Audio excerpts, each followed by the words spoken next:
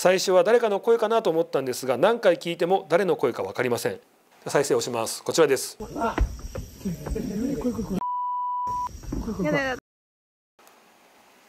え、これ？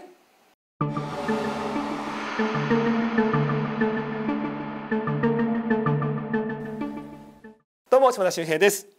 始まりました島田秀平のお階段巡り。皆さん今回も見ていただきましてありがとうございます。さあ今回もですね、投稿階段、今回5つのお話、5人の方から送っていただいたもう珠玉の階段お届けしたいと思います。ちょっとね、率直に言いますね、今回の話面白すぎるっていうか、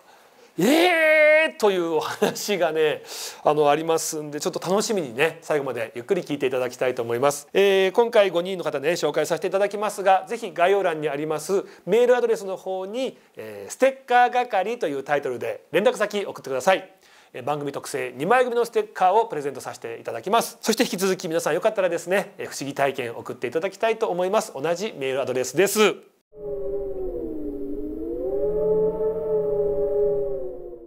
さあでは早速紹介していきましょう。まずはペンネームふかさん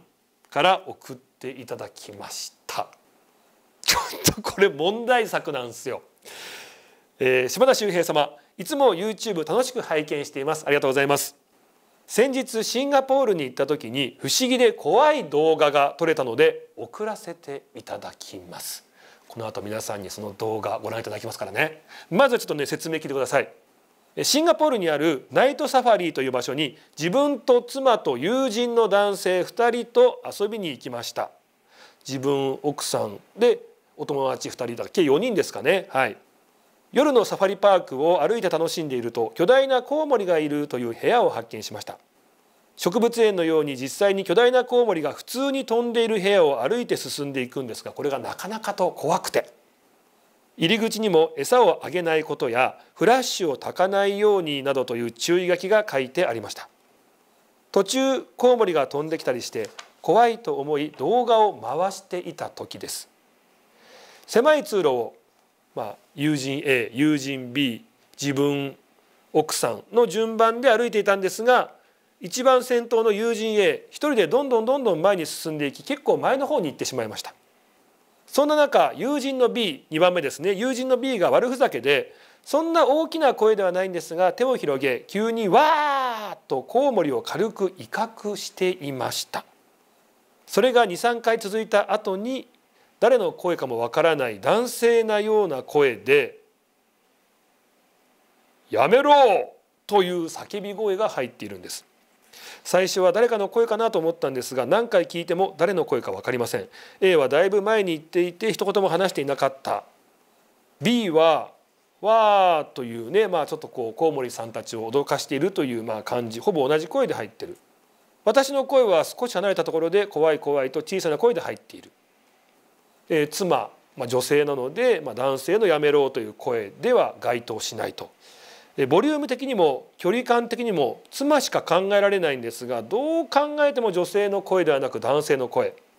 その後すぐに妻の声が入っているんですが、さすがにこの一瞬でここまで声が変わることはないなとも思います。何よりコウモリがたくさんいる中で逆に危ないので叫ぶ人もいないと思うんです。そもそもこの叫び声を聞いた記憶がある人も誰もいないんです。そんな声聞いてないよなってみんな言ってると。これだけ大きな声なら記憶にあると思うんですが、その前後の会話のやり取りはみんな覚えているんですが、そのやめろだけは誰も覚えていません。一体誰の声なんでしょうか。そしてなぜシンガポールなのに日本語の声が入っているのか。誰かが危険から守るために守護霊が止めてくれたんでしょうか。聞いていただけたらと思い動画を送らせていただきますという。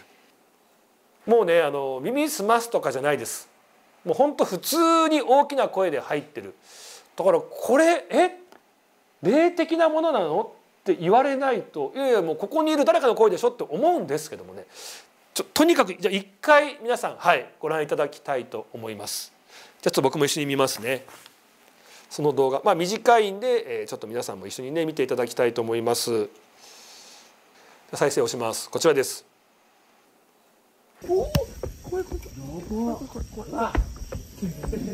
やめろ。やだやだ、私圭太君の前に来た。やだやだやだやだやだ、怖い、本当に怖い。これって感じでしょう。怖い怖い怖いとか言ってるんですが、途中男性の声でやめろ、ちょっとかすれてるような感じですけど、これがここにいる誰の声でもないということなんですね。もう一回聞いてみましょうか。こちらです。どうぞ。やめろ。やだやだ、私圭太君の前に来た。やだやだやだやだやだ、怖い、本当に怖い。やめろ。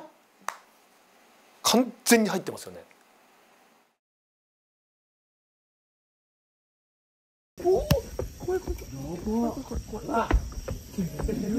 やめろ。やだやだ、私圭太君の前に来た。やだやだやだやだやだ、怖い、本当に怖い。やっぱりね、この動画で僕すごく確かに不思議だなと思ったのが、かなりの声じゃないですか。なんだけどこの声に対して誰もリアクションしてないっていう。普通この現場でこの声が出たら「ん?」とか声がする方を振り向いたりとかしそうなもんじゃないですか。誰もこの声に関してはもうノーリアクションなんですよね。これが不思議だなっていう。だからやっぱりその場では聞こえていないんだけども、ここの方、動画の方だけにってなると不思議な存在からの声なんですかね。でやっぱりこのねこちら、深さんからもね、教えていただいてますが、誰かが危険から守るために守護霊が止めてくれたのか、守護霊の声だからシンガポールに行ってるのに日本語っておかしいよね。普通シンガポールだったらシンガポールの言葉じゃないのってか思うんだけど、これが日本語ってことは守護霊、もちろん守護霊も日本人になりますので、守護霊が何かから守ってくれるための声だったんじゃないのかって、これまず一個ね。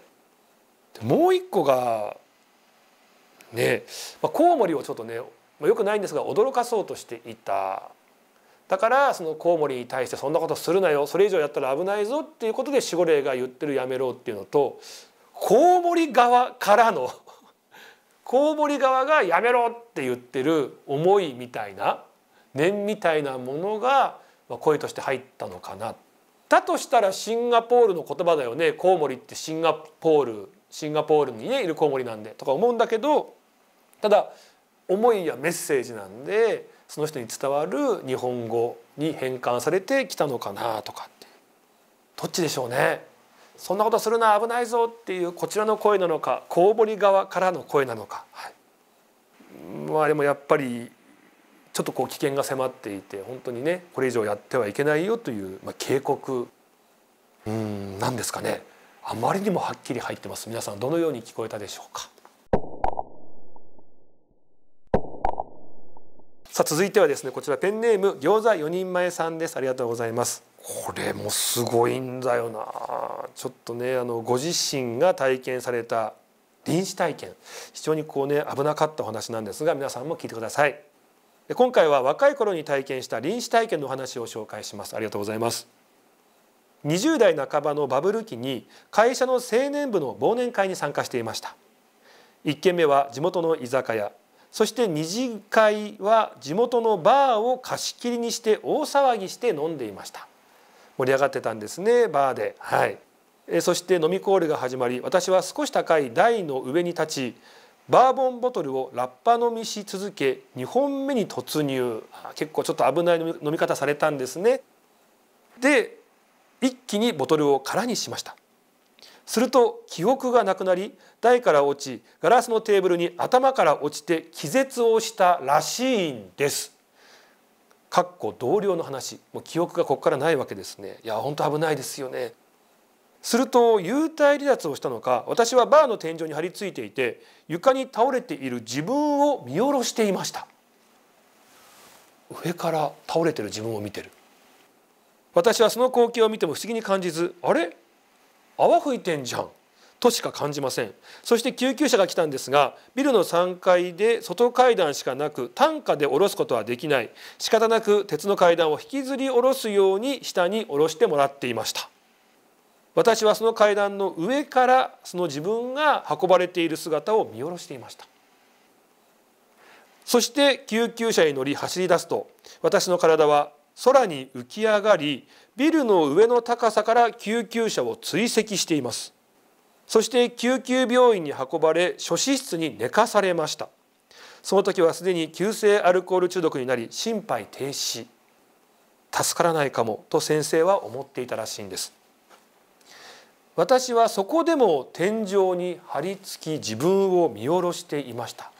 完全にもう魂が離れてしまってる。でもギリギリ天井のぐらいでね、それ以上上には行ってない。それで自分を見下ろしているという。そして電気ショックを2回しても心臓が動かず、顔には白い布がかぶされ、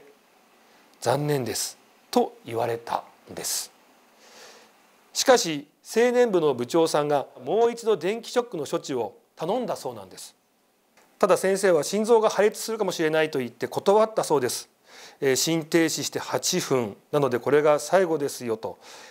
もう一度電気ショックを行ったら心拍が戻ってきて生還しました。先生は奇跡だと言っていたそうです。そして私は1日入院して退院できました。こんなね大変だったのに1日で退院できたんですね。私が運び込まれた救急病院は地元神社の真横にありまして、子どもの頃からおみこしを担いでいたので神社のご利益が少しはあったのかなとも感じました。いや本当にギリギリ最後の最後、部長さんがね土下座をして頼み込んでくれたということで最後ねこっちに帰ってこれたってことなんですけども、何でしょうね、おみこしを担いでいたすごくねご縁が強いね神社さんのすぐ横だったので、何かそういった守りもあったんですかね。いやずっと面白いのがね、もう自分を見下ろしているあれってなってるんだけど、天井ぐらいでそれ以上はなんとか上に行かず持ちこたえてるっていうことなんですよね。よく急に亡くなってしまったりすると自分が亡くなったことがね分からずにその場にいてキョロキョロしてる。であれなんで自分が倒れてるんだろう、ちょっとすいません不安になるんで声かけるんだけど誰も答えてくれない、周りに自分が見えてないんだってどうしようってパニックになるみたいなね、そういう話を聞いたりもするんですけど、急に事故だったり怪我だったりする、命に危険にさらされるとそういう状態になるんですかね。でやっぱりそれ以上行っちゃうともう帰ってこれないんだけど、何か天井っていうところを越えないとまだギリギリっていう、そういうふうになるんですかね。今まで聞いてきたね怪談とすごく通じる部分があったりして、いや面白かったなというふうに感じました。ただ本当に良かったですね。これ以降は無茶な飲み方してないと思いますけど、本当にくれぐれもね飲み過ぎには注意して、健康でねいってほしいなと思います。ありがとうございました。さあ、続いてはですね、これまた不思議だなってもう何回も読んじゃいました。不思議すぎて。ペンネーム具志堅智弘さんから送っていただきました。ありがとうございます。これね書いてはありませんが具志堅さんですから沖縄とかの方なんですかね。はじめまして。僕の友達が小さい頃どの幼稚園に入れるのか彼の母親があちこちを見学しに行っていた時の話なんです。親御さんってね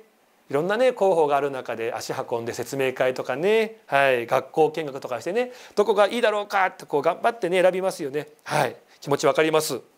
のお母様も息子さんのためにですね、いい幼稚園がないかなといろいろ見て回っていた時、子どもに対する態度はどうかなとかご飯はどうかなというふうにいくつかの幼稚園施設を見に行った後決められず、母親は最後の候補幼稚園を見に行くことにしたそうです。そこは神社のそばにある幼稚園で山に近いこともあり空気がきれいでした。送迎のバスがあるから別にここの坂も気にならないねと母親は息を切らしながら登りきり、入り口から入ると庭には何人かの子どもが砂遊びをしていました。その子どもたちの楽しそうな表情を見るとここがいいような気がしてなりません。しばらく愛想のいい園長先生と楽しく話をした後、室内で遊んでいる園児を見る流れになり、彼女は園児たちを見に行くと彼らはいろんなおもちゃで遊んでいたそうです。母親は何分か見ていましたが、そのうちに手前で遊んでいる園児たちに違和感を覚えたそうなんです。何でしょうか。クレヨンで絵を描いているんですが、木の葉っぱを赤色で塗っていたり、草を青色で塗っていたりするからなんです。ちょっとこう色おかしいっちゃおかしいですよね。母親が彼らのクレヨンを見てみると、24色くらいあるのに緑とか黄緑色のクレヨンが一つもないんです。そこで園長先生に話を聞いてみると、これですね、そう言って真顔で答えてくれました。何と答えたんでしょうか。これですね、緑色のクレヨンを置いちゃうとみんな緑のおじさんを描いちゃうからなんですよ。緑のおじさん？園長先生は先ほどまでの愛想もなく不愛想に、緑のおじさんなんていないんです。なのにみんな同じ顔を描いてるんですよ。とブツブツつぶやいていました。母親は急にこの園長先生、そして幼稚園が不気味に見えてきて、挨拶も早々にし、この幼稚園を立ち去りました。結局今でもその幼稚園はやっているそうですが、みんな緑のおじさんを描いている。この緑のおじさんとは何なんでしょうか。ちょっと面白くないですか。ね、クレヨンってね、普通にこう24色あったら赤、青ね、黄色とかね、緑もあったりしますが、なぜかここの幼稚園のクレヨンには緑が入ってない。なぜならその緑のねクレヨンが入ってるとみんなおじちゃん描いちゃうから、おじさんみんな同じ顔で描いてくる。だから見えてるんですよね。でそれいないから、だから緑をもうじゃあクレヨンに入れるのをやめてしまった幼稚園があるという。でよく色の話出ますよ。白は大丈夫、赤は怒っていて危険、黒はもう相手にもしちゃいけないぐらい危ないっていう、そんな中緑色って何なんでしょうかね。風水でも緑は健康の色だったりとか、あとは安定をもたらすとかね、心をね穏やかにするなんて色とも言われてますんで、緑のおじさん、交通整理でね緑のおばさんとかいましたけど、緑のおじさんっていうのはみんなを癒してくれる、もしかすると悪くないいい、みんなを見守ってくれてるような存在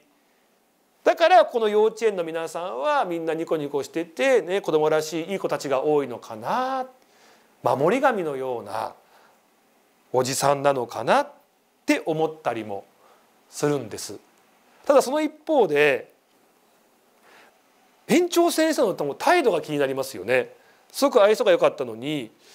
みんなね緑のおじさん描いちゃうからなんですよとか、いないんですよそんな人、なのにみんな同じ顔を描いてるんですよとブツブツつぶやいていて、何かそのさっきまでね笑顔だったのに、なんかその感じがとても不気味に見えたっていう。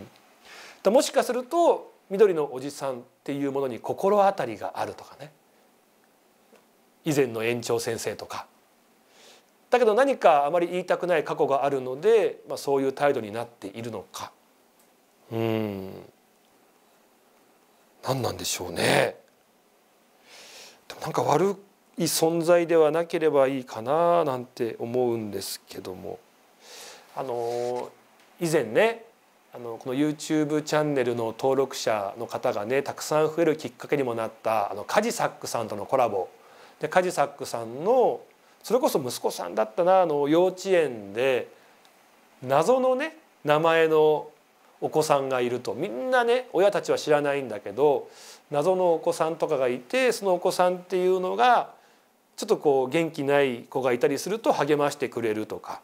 ちょっとこういじめっぽいことがあるとそこに来てなんかそんなことしちゃいけないんだよなんて、まさにヒーロー的な、お子さんがいるんだけど、その名前が特徴的なんだけどそんな子はいないんだ、子どもたちだけにしか見えてないんだねみたいな話をしてたんだけれども、実はそこの幼稚園のもう亡くなられてしまったんですが、そこに詰められていた園長先生の名前と同じだった。だから園長先生は今は亡くなられてるんだけど子どもたちのことが大好きで、だからこそ自分もその子どものね同じ姿になっていまだに子どもたちのことを見守ってくれてるんじゃないですかねって話があったんですけど、でももしかしたら歴史がある幼稚園とかってそういうなんかね存在の方がいるのかもしれないですよね。だって気づいたらね本当に子どもたちがみんな自由に遊び回って、ね、事故とかねいろんなことがいつ起きてもおかしくないのにみんなが楽しく元気にね安全に遊べてるっていうのは何かそういう先生たちが目を光らせているだけじゃない何か見守ってくれてる存在があるのかもしれないし、なんかそういうふうに信じたいですよね。はい、ありがとうございました。ただ緑のクレヨンをもう置かなくしてるっていうね、そんな話あるんだと思ってめちゃくちゃ面白かったですね。ありがとうございました。さあ続きましてペンネーム中地蔵さんです。ありがとうございます。いつも動画拝見しております。これ私個人は普段これといった霊体験もないんですが、私の母方の実家にまつわる怖い話をさせていただければと思います。場所は東北のとある村です。周りには田んぼしかない絵に描いたようなど田舎。実家の裏には小学校が建っており、そこは昔お寺があって墓場を潰して校舎を建てたというそんな言われがありました。お墓を潰して校舎ってちょっとねよくなさそうですけども、なんとなく気味が悪いなと物心ついた頃から感じていたのを覚えております。実際私の母親がそこに住んでいた時は鍵をかけていたはずの扉が開いている、壊れて動かないはずのオルゴールが深夜に鳴る、2階から子供の笑い声と走る音が聞こえてくるので確認しに行くけど誰もいないなど、挙げればきりがないほど心霊現象のようなことがたくさん起こっていたそうです。そんな実家には私の祖父、祖母、おじ、おばが住んでおります。おじいちゃん、おばあちゃん、おじさん、おばさんですね。おじいおばには3人の子供がおりましたが、みんな幼少期に亡くなっております。いずれも原因不明でしたので、結局は場所的な問題やたたりとまではいきませんが、そういった類の影響などではないかと親族の中でも結論付けておりました。本当に切ないですね。若くしてお子さんが3人も亡くなってしまう。それから月日は数十年ほど経ち、私にも子供ができ、早いものでもう小学4年生になる女の子がいます。普段は元気なんですが、娘の誕生日が近づくと毎年謎の体調不良に見舞われることが恒例となっていて、家族の中でも頭を悩ませておりました。そんな中、私の母親があることに気づいたんです。私の母親は昔から日記をつけるのが趣味で日記を見返していたところ、おじおばの子供が亡くなった時期と私の娘の誕生日が同じだったというんです。実家の人たちは案外そういうところに無頓着なのか、そういやそれぐらいだったかなぐらいの反応だったそうです。一見何の関係もなさそうなんですが、私も大事な娘に何かあってはいけないと思い、知り合いの拝み屋さんに相談することにしたんです。例の小学校のたたりだとしたらまずいかなとも思いました。そうすると返ってきた言葉は、おじいさんの妹さんだぞの一言。祖父には妹が2人と亡くなった弟が1人いますが、祖父の妹は2人とも健在です。やっぱり拝み屋も当てにならないかとがっかりしたのを覚えています。一応相談した結果を実家に行きみんなに伝えました。すると祖父おじいちゃんだけがとても驚いたような顔をしていました。何か隠しているなと直感で思ったので問いただすと、実は祖父には同じく幼少期に亡くなった妹さんがいたとのことなんです。しかも亡くなった日はやはり同じ時期、きちんと命日にお墓参りをしているのかと問いただすと、ほとんどしたことがないと言っています。これが全てとは言いませんが、これまでの子どもたちの、そして私の娘の体調不良は全て祖父の妹さんが亡くなった自分のことを思い出してほしいから仕向けたことなんじゃないか。小学校のたたりだと思っていた実家の怪奇現象は全ておじいちゃんの妹さんの仕業だったんじゃないか。いろいろ整理すると全ての点と点がつながる気がして鳥肌が止まりませんでした。私は娘を連れて墓参りに行きました。ちゃんと覚えているよと伝えました。これから毎年線香をあげに来るよとも伝えました。すると娘の体調はだんだんと良くなり、今ではきちんと学校にも通えるようになりました。後からおじいさんの妹さんの死因を聞いたところ、極度の栄養失調だったそうです。私の娘も食べ物が食べられなくなり、どんどん痩せていって動けなくなるといった症状だったので、おそらく自分と同じ境遇の仲間が欲しかったんじゃないのかなとも考えました。ただそんな私自身は体重100キロ、たたりとは無縁の大食い野郎となっています。ご先祖様の大切さ、お墓参りの大切さを皆さんに知ってほしいと思いメールをいたしましたということですね。ありがとうございます。まあね、そういった命日と、ね、娘さんの体調が悪くなるとか、あとはね、他の方に不幸がある日にちがことごとくね似通ってるっていう、何かそういったメッセージだったんですかね。極度の栄養失調ということでね、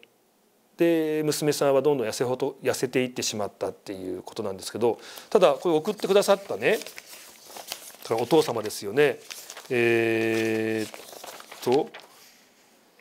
中地蔵さんは、100キロ超えている大食い野郎です、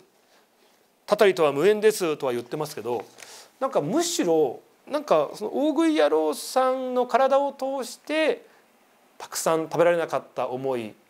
今ねたくさん食べて、なんかそれでこうね心が癒されていってるんじゃないかななんて思ったりもしますけどね。なんか以前聞いたことあるんですよ。結構霊感が強いとか霊能者の方ってちょっとふくよかな方、ぽっちゃりしてる方多いじゃないですか。でこれご本人たちに、そうとは聞いてないですけども、話を聞いたことがあったのが、なんかねやっぱり誰かに疲れてる気がすると、なんか自分だけっていうか、なんか2人3人ついてるとなんか3人分食べちゃうんだよみたいな。なんかそのね亡くなった方ってもう食べ物を味わえない。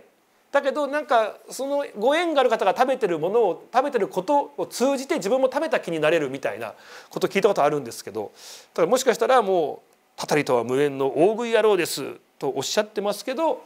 何かそのね、方がついてるんじゃないのかなって、そっちの方が感じましたけどもね。でもどうなんですかね。本当にいつも思うのが、こういったお墓参りができてなかった、でそれに気づいてほしかったからちょっとこう良くないことが続いてたんだっていう話も聞くんですけど、いや分からないですけどね。もちろんそういうふうに感じてそれに気づいてお墓参りをする、亡くなった方を思い出す、とても大事なことだと思うんです。で今回とても大切なメールを送っていただいたんですけど、でもご先祖様もね大変だったと思うんですけど、それで自分のことが忘れられてると思うからって、その可愛いね子孫のことをそこまでなんかこう大変な状況にするかな、そんな命を取ってしまうとかね、そんなことってするのかなって反面思ったりもするんですよね。むしろ自分が辛い亡くなり方をしたら、そのね血を受け継いだその先に生まれてきてくれている命に対しては、なんか自分の分も元気にね長生きして健康で生きていてほしいとか思うんじゃないのかなとか思うんですけど、ただ僕は霊感もないですしね、こういった気持ちがちょっとわからないので、ただいつもその矛盾はね感じるんですけども、ただやっぱり、今回送っていただいたように皆さん亡くなった方にね思いをこう寄せて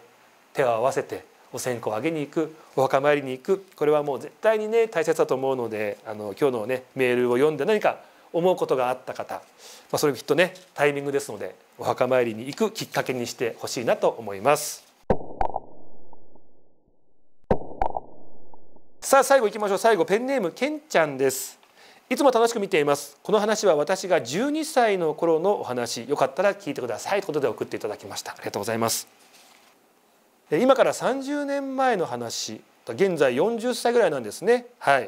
今から30年ぐらい前、12歳ぐらいの頃の話です。当時私は中学1年生でした。その6月、その日ですね、友達と遊び家に帰ると親戚たちがたくさん集まり、何やらにぎやか。家の外で遊んでいたら弟から父親の突然の知らせを聞きました。信じられなくて愕然としました。そしてお通夜、葬儀が行われました。私は学校に行く気持ちが湧かなくなり、休んでいたある日の昼間、茶の間の窓付近で横になって風を浴びて空を見ながらぼーっとしていた時なんです。空から胸あたりくらいまでの、空の上からですね、胸あたりくらいまでの父親が私をめがけて降りてくるんです。ぼーっとしてたら空から父が降りてくる。突然の出来事で驚き飛び起きました。49日過ぎているわけではなく、長男である私に何か伝えたかったのかなと思いました。それから時間が経ち、大人になった後です。仕事で疲れ切って寝ている私に親父の声で名前を呼ばれたり、肩や背中を叩かれたりなどありました。肩、背中を叩かれた感触、不思議と残っているんです。心配しているんだなというふうに感じました。まあそうでしょうね。そうでしょうね。やっぱりこう、自分も父親になりましたけど、急に今回もね、話突然の亡くなり方ってことですもんね。そうなるとやっぱりいろんな話したかったでしょうし、いろんなことをね伝えたかったでしょうしっていう、それができないってなるとね、やっぱり心配だし、可愛いし、会いたいし、もっと話したいしって気持ちに、なりますから、で特にそれでね、自分の、原因で塞ぎ込んでたりなんかしたらなかなか離れられないですよね。だから良くも悪くもずっとケンちゃんさんの近くにいてくれて、で今もそうなんですかね、大人になった後も名前呼ばれたりとか肩や背中叩かれるってことなので、本当に見守ってくれてるんだななんていうふうに思いますね。いやそりゃそうですよね。きっと大人になったって子供はいつまでたっても子供みたいな話もねありますしね。だから僕も高校の時に父親亡くなってますけど、これはもう単純に僕の思い込みだと思うんですけど、父の命日が9月16日なんですよ。雨の日に父は亡くなったんですけど、本当にその日にちが僕はすごく印象に残って、その日を特別視してるから思うんだと思うんですけど、本当に生活してて916っていう数字を目にする機会がめちゃくちゃ多いんですね。めちゃくちゃ多い。ベタですけど、時計パッて見たら9時16分だとか、車走ってるとナンバー916だとかね、いろんなタイミングで916を目にするんですよ。でこれはよく皆さんね、起きたら4時44分でしたとか、いつも自分は時計見ると222なんです、怖いとか思うかもしれないけど、それって単純に444とか222とか666っていうのが印象深い数字だから、その時に見て444だって思うからだそうですね。同じぐらい、12時32分とか2時5分とかも見てるんだけど、時計とかパッてで僕らって生活してたらいろんな数字目に飛び込んでくるじゃないですか。でその時に444とか666とか222っていうのは意味深な数字だから222だって自分が気に留めることがあるから、自分は時計見るとその数字が多いんですっていうことらしいんですね。で同じように僕は916っていう数字が父親の命日だからすごく自分にとって意味がある数字なんで、パッと目に入った時に多分そこに集中する意識がいくから916が多いんだと思ってるんですけど、ただでも全部意味がないって考えたら寂しいんで、916が目に飛び込んできた時はやっぱり父ちゃんが近くにいてくれてるんだ、見守ってくれてるんだって思うようにしてるし、きっと今父ちゃんが自分に対して何かエールを送ってくれてんだっていうふうに思うようにしてますね。だからそれを見た時には何でしょうね、頑張るっていうよりもやばい父ちゃん見てるからちょっと恥ずかしくないことしなきゃとかね、なんか誰もいないんだけどちゃんとこうピシッとね背筋伸ばして人様やねお天道様お月様にね、こう恥ずかしくない、行動、はい、なんかね父ちゃんに恥じないね、こう生活の仕方、人との接し方仕事の仕方しなきゃってこうキュッとこう背筋が伸びるんでねなんかそういうふうに、はい、思ってその916という数字と付き合ってます。はい、で今ねまた全然関係ないんですけど自分がこうねこれも本当偶然で別にただただ自分がそう思ってるだけなんですけどまあ車を運転するんでね自分のマンションの駐車場があるんですけどそこの駐車場が僕一番端なんですよね。でちょっと前からその何ですかね一番端なんで隣の車っていうのはこちら側しかないんですよね。だから僕の隣っていうのは1台しかないんですけどあるタイミングからねその車が変わったんですけどそのナンバーが1210っていうナンバーなんですよ。でそれが父の誕生日なんですよね。父ちゃんは12月10日生まれだったんでだからなんか自分がこう仕事にいつも行く時車運転する時にその前通るから必然的に毎回その1210っていう数字を目にするんですね。となんかその父ちゃんがこう横で見守ってくれてる感覚になるっていうかでやっぱり朝ですからね車に来る時仕事に行く時ですから時にはこうねちょっとなんか寝坊しちゃったとかあとはその日の仕事がちょっと大変だとかで、ね、いろんなこう気持ちが整理できてなくって仕事に向かう時もあるじゃないですか。でそういう時って単純にやっぱり運転がおろそかになってもしかしたら事故につながってしまうかもしれないなんですけどその前通ると一回父ちゃんの誕生日が目に入るんで父ちゃん横にいて見守ってくれてるって思うからさっきの話じゃないんですけどなんかちゃんと今日も安全運転でね、しっかり誠実にちゃんと仕事はい、親切に人にね正直にあとはもう礼儀正しくやろうって感じになって車のハンドルを握れるんでなんでしょうねもちろんそうやって事故はないんですけどなんかその1210っていう数字が横にいてくれて車を運転するためにそれが目に入ってくるんでより安全運転ができてるっていうふうに感じてますね。だからさっき言ったようにもうそんなたまたまの数字なんですけど僕はそういう数字とそういうふうに付き合ってますんでそれはそれでいいんじゃないかなっていうふうに思ってます。はい、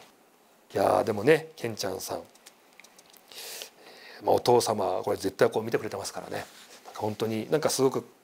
重なる部分が多いんで僕もいろいろ話しすぎちゃいましたけども、素敵なメールを送っていただいてありがとうございました。というわけで今回ご紹介させていただきました5人の方ステッカープレゼントいたします。ぜひですね概要欄にありますメールアドレスの方にですねタイトルステッカー係と書いて連絡先お送りください。ステッカープレゼントさせてもらいます。そして引き続き不思議体験ある方ぜひぜひこちらのメールアドレスですね同じように不思議体験送っていただけたらと思います。今後ともよろしくお願いいたします。というわけで今回は投稿怪談5本お送りしました。以上島田秀平のお怪談巡りでした。ありがとうございました。